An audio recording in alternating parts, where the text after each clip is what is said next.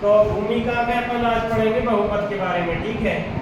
बहुपद की कक्षा 9th में आपने एक चर वाले बहुपदों एवं उनकी घातों के बारे में अध्ययन किया है, ठीक है। एक चर वाले बहुपद याद कीजिए, चर x के बहुपद px में x की उच्चतम घात बहुपद की घात कहलाती है। क्या कहलाती है? बहुपद की घात। उदाहरण के लिए 4x + 2 में चर x में घात 1 का बहुपद है, तो इसमें x की घात कितनी है? 1।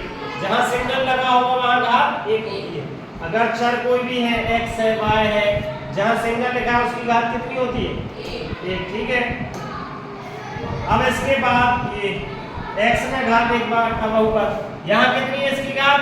y में घात 2 का बहुपद है। चर कौन सा है? y। यहाँ चर कौन सा है?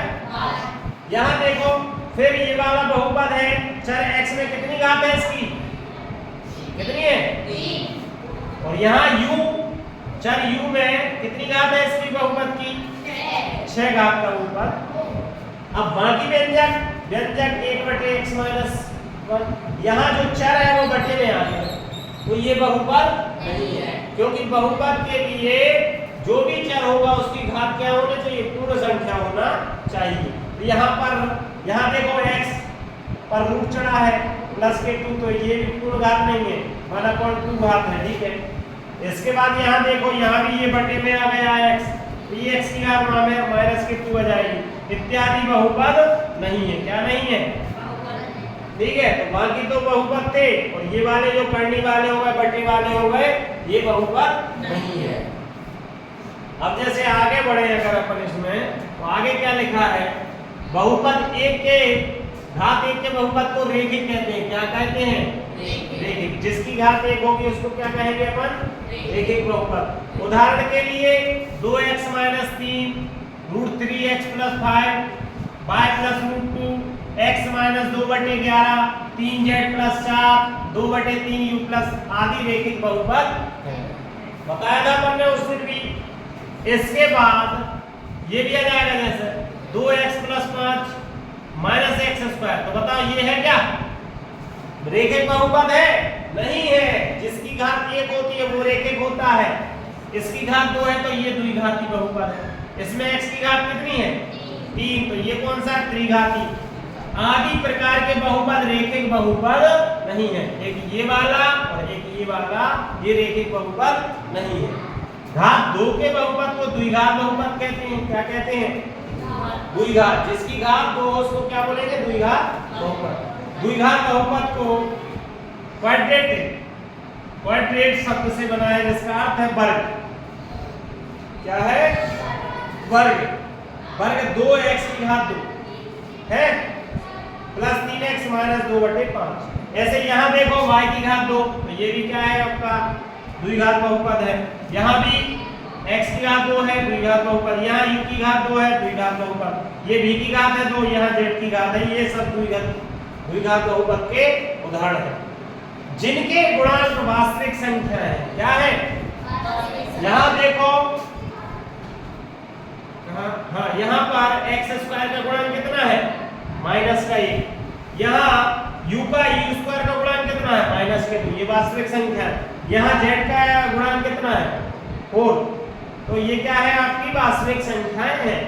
अधिक व्यापक रूप में x में कोई द्विघात बहुपद ax² + bx + c, ये क्या है? व्यापक रूप है इसका। किसका? द्विघात बहुपद का। द्विघात बहुपद का व्यापक रूप क्या है? ax² + bx + c, जहां a b c वास्तविक संख्या है और a का मान 0 के बराबर नहीं होना चाहिए, ठीक है, के प्रकार का होता है। घात, अब ये आगे घात 3 का बहुपद त्रिघात बहुपद कहलाता है। त्रिघात बहुपद के कुछ उदाहरण देखो, यहाँ 3 घात दिख रही है x की, दिख रही, तो कौन सा है? ये त्रिघात बहुपद, ठीक है। वास्तव में त्रिघात बहुपद का सबसे व्यापक रूप ये है। त्रिघात का व्यापक रूप क्या है? ax की घात 3 + bx² + cx + d, ठीक है, ये व्यापक रूप है। अब बहुपद एक ये लिखा हुआ है, तो ऐसे यहाँ पर बहुपद आएंगे। यहाँ अगर अब अपन देखें इस पर, तो अब बहुपद px x² - 3x - 4 पर विचार कीजिए, इस बहुपद में x बराबर 2 रखने पर हम पाते हैं। देखो x की जगह अगर 2 रखेंगे तो यहाँ x की जगह 2 आ गया, 2 की घात 2 माइनस 3 गुणे 2 और माइनस के 4, तो इनको सॉल्व करने पर कितना है 4 से 4 कैंसिल, 3 दूनी 6 पाते हैं। अब ऐसे इसमें x square minus 3x minus 4 में x को 2 से प्रतिस्थापित करने से प्राप्त होता है, मतलब x की जगह पर कितना रख दिया अपन ने 2, कितना आंसर आया माइनस के 6। x बराबर 2 पर मान कहलाता है। इसी प्रकार p0 px x बराबर 0 पर मान है जो -4 है, मतलब x की जगह कितना रखेंगे 0, तो -4 आंसर आएगा। ठीक है, यदि px x में कोई बहुपद है और k कोई वास्तविक संख्या है तो px को x k से प्रतिस्थापित करने पर px का x बराबर k पर मान कहलाता है, और इसे p के रूप में निरूपित कर सकते हैं, जैसे कि px बराबर ये दिया हुआ है। ठीक है, यहाँ सवाल ये लिखा गया है। ठीक है, ये आपका बहुपद इसमें हाँ ये ग्राफ है।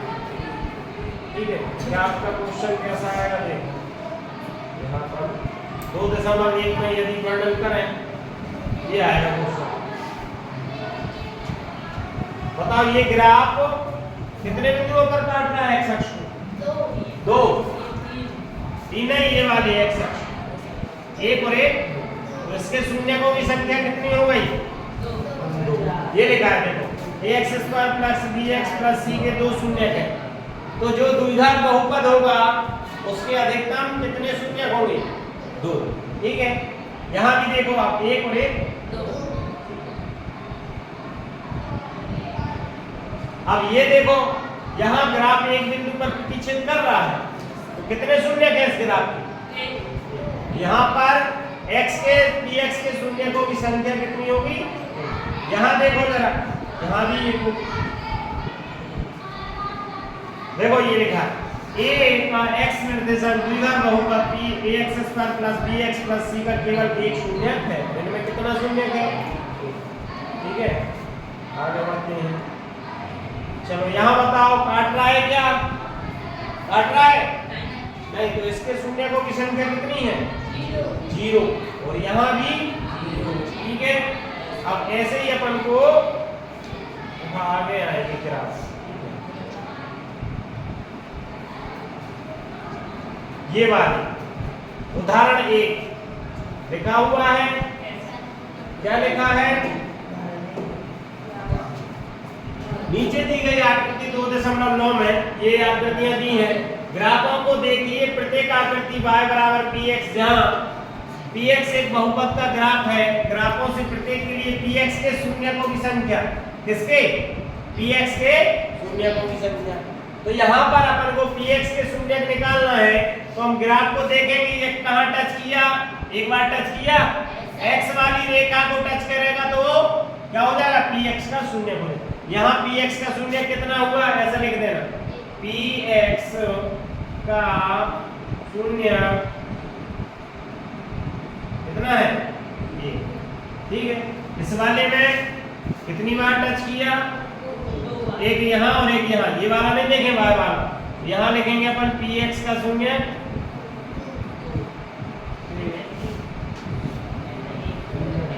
ऐसा लिख रहे हैं, शून्य को की संख्या कितनी है 2, कितनी है 2। ऐसे इसमें लिखेंगे, इसमें कितनी बार काटा है ग्राफ में 1 2 और 1 3, 1 2 3 x वाली x। यहाँ भी लिख देंगे अपन कितना है शून्यकों की संख्या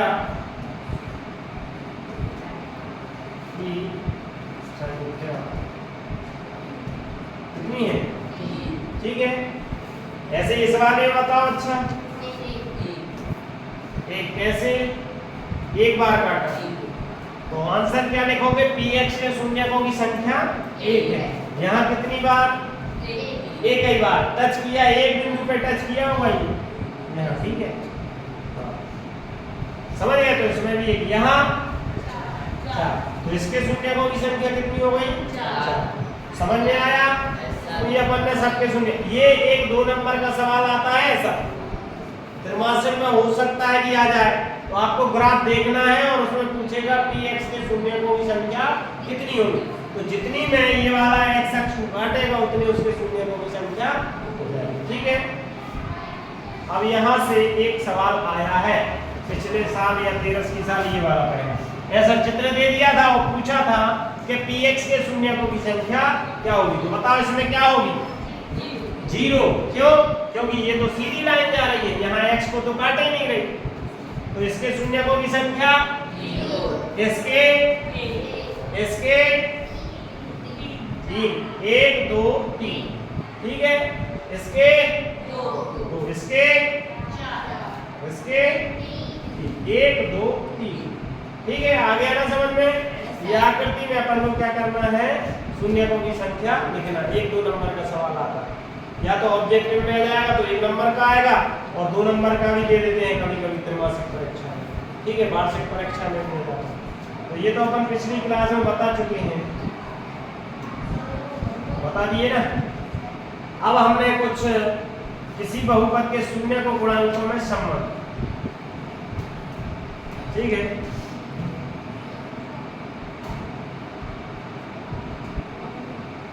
आप पहले ही देख चुके हैं कि रैखिक बहुपद ax + b का शून्यक -b/a होता है। क्या होता है? -b/a होता है। अब हम किसी द्विघात बहुपद, दो घात वाले बहुपद के शून्यकों और उसके गुणांकों के बीच संबंध में अनुच्छेद 2.1 में उठाए गए प्रश्न का उत्तर देने का प्रयत्न करेंगे। इसके लिए हमें द्विघात बहुपद माना एक ही अपन ने ले लिया, ठीक है। अब मैंने यहां से होंगे शुरू सवाल, ठीक है। पहले तो अपन को इसके क्या करना है, गुणनखंड। जैसे कि ये सवाल है,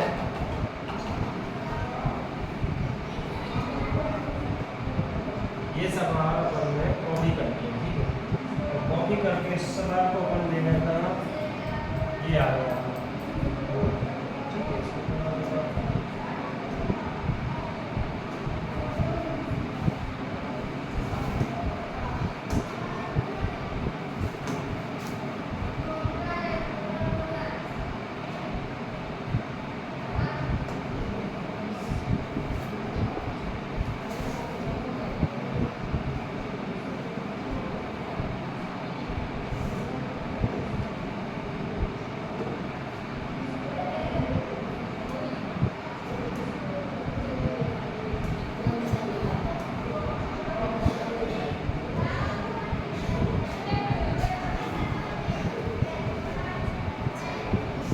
यहाँ पे अपन क्या करेंगे,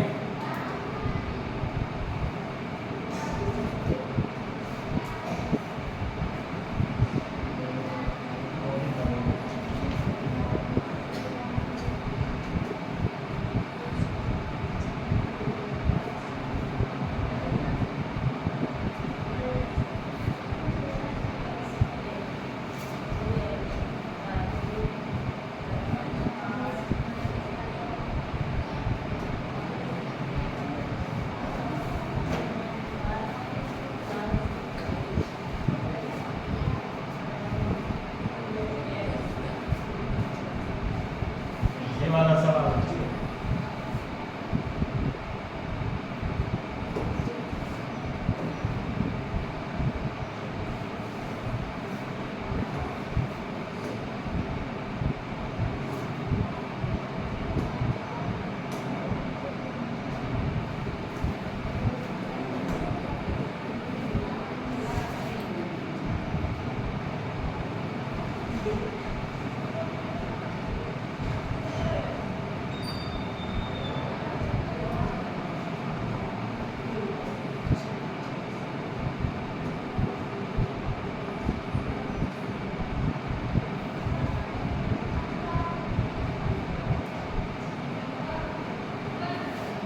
कितना था, 2x² -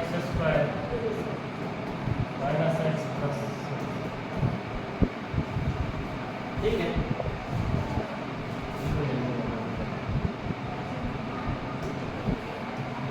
ये बहुपद है, ये क्या है, इसके हमें शून्यक निकालना है। क्या निकालना है, बहुपद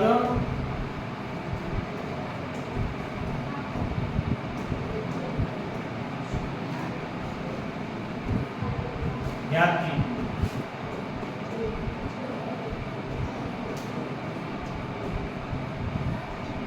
ठीक है, तो शून्य ज्ञात करने के लिए अपन क्या करेंगे, जो ये बहुपद है इसको शून्य के बराबर करेंगे। क्या करेंगे, -x प्लस।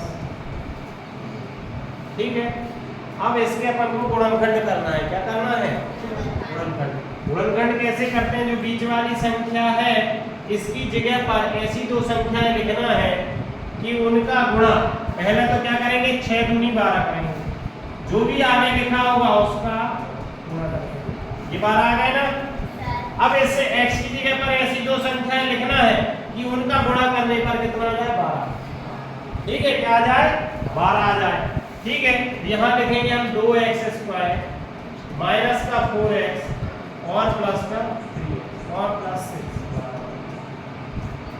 ठीक है, यहाँ देखो 4 3 हो गए 12 और 4 में से 3 घटेंगे तो कितना बचेगा, 1।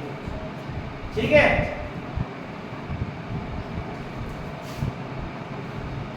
यहाँ माइनस हो गया,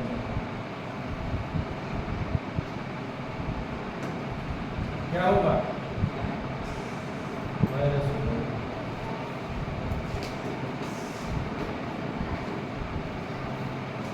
ठीक है, क्योंकि माइनस के 6 माइनस के 6 दूनी हो गए 12, 4 और 3 का गुणा भी करेंगे तो माइनस के 12 होंगे, 4 में से 3 घटाएंगे तो 1 बचेगा।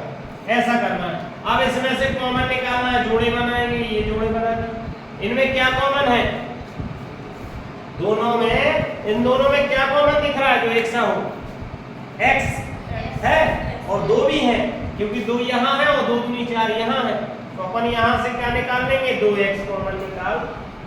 तो यहाँ बचा 1x माइनस, यहाँ से x और 2 गया तो 1 2 बचा होगा कि नहीं। ठीक है, प्लस यहाँ कितना कॉमन है, यहाँ भी 3 होगा और यहाँ 3 है ही, 3 दूनी 6 तो 3 बाहर आ गए, यहाँ बचा ये x और यहाँ 3 दूनी 6 तो 3 बाहर चले गए, तो यहाँ कितना बचा होगा, 2 बराबर। ठीक है, अब ये एक जैसे आएंगे हमेशा, इन दोनों में से किसी एक को कॉमन निकाल लेंगे। अगला पार्ट बचा आपका ये 2x प्लस का 3, 2x प्लस बराबर कितना। ठीक है, इसको अब एक काम करें तो दोनों को 0 के बराबर कर दें। यहां से x का मान आ गया तो इस साइड आ गया माइनस के थे तो काय के हो गए। ठीक है, ऐसे ही अपन इसको करेंगे थोड़ा सा।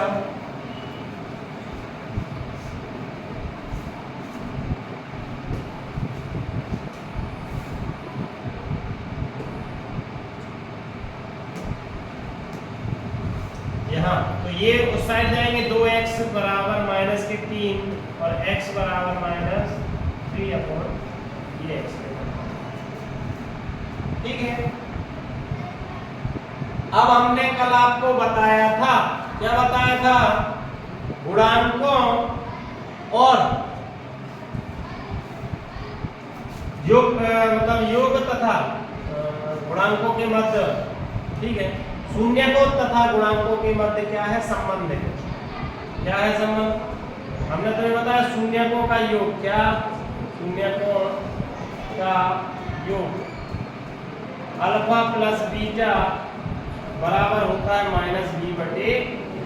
यहाँ अल्फा और बीटा क्या है, शून्य है, क्या है, तो अल्फा और बीटा, अल्फा की जगह 2 रखेंगे और बीटा की जगह कितना रखेंगे, माइनस का 3 बटे 2।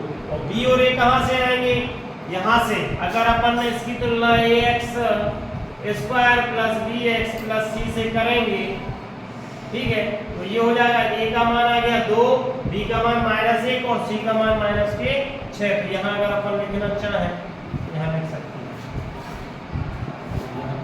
a का मान, b का मान -1 और c का मान ठीक है, ऐसा लिख लेंगे। अब यहाँ रखेंगे अल्फा और बीटा, अल्फा का मान है 2, बीटा का मान है माइनस के 3 बटे 2, माइनस बी तो माइनस और बी का मान है माइनस का 1 तो माइनस, और ए का मान कितना है 2। इसको सॉल्व करें, 2 दूनी 4, 4 में से 3 गए, ठीक है, तो 1/2 यहाँ आ गया, ये -1/2 ये आ गया, तो ये सत्यता की जांच हो गई। क्या हो गई? सत्यता की जांच।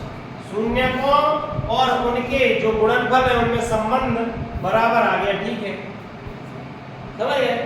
इस वजह से जो अपने आंसर आए हैं, सत्यता की जांच बता दी कि वो अपने आंसर क्या है, सही है। एक और होता है, कल ही बताया था मैंने, एक और होता है शून्य को का गुणनफल, बताया था शून्य को का